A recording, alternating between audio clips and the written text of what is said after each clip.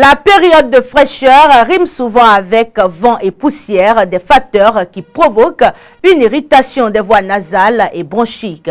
Quelles sont les maladies qui sévissent en cette période, notamment chez les enfants?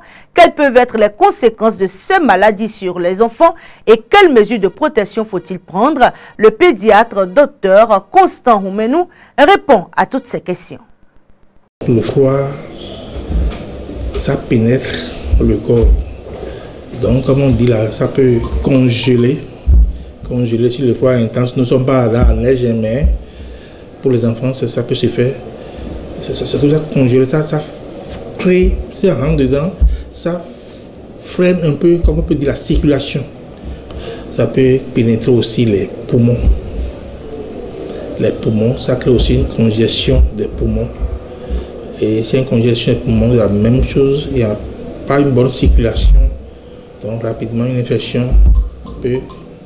Il y a d'abord l'effet du froid, de la congestion, il y a l'effet que ça favorise aussi l'infection dans les poumons qu'on appelle pneumonie. Ce problème de circulation qui n'est pas facile, et ce n'est pas circulation facile, les cellules sont moins oxygénées.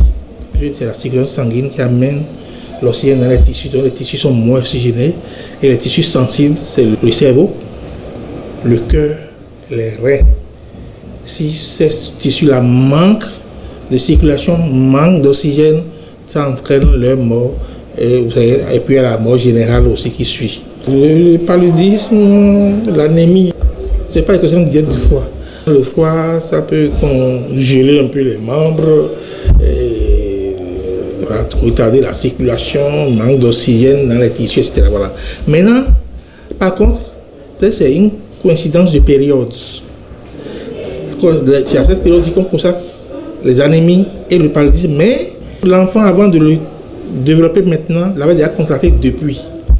Donc, c'est en période de chaleur que l'enfant a contracté le paludisme. Mais le froid favorise, c'est que c'est une circonstance qui fait développer la maladie. La maladie est déjà là. Il faut les envelopper de la tête aux pieds. Calottes, chaussettes, tissus en coton. D'autres, on a pu les emmailloter encore dans une couverture. Maintenant, les enfants plus grands, les petits nourrissons, c'est la même chose. Après, il faut leur porter de chapeaux, de chaussettes, parce qu'ils vont marcher, ils vont prendre le froid qui est derrière au niveau du sol, les habiller correctement. On conseille les tissus en coton. Ou bien c'est tricoté, ou bien c'est juste en coton. Les nylons, eux, favorisent l'entrée du froid dans le corps.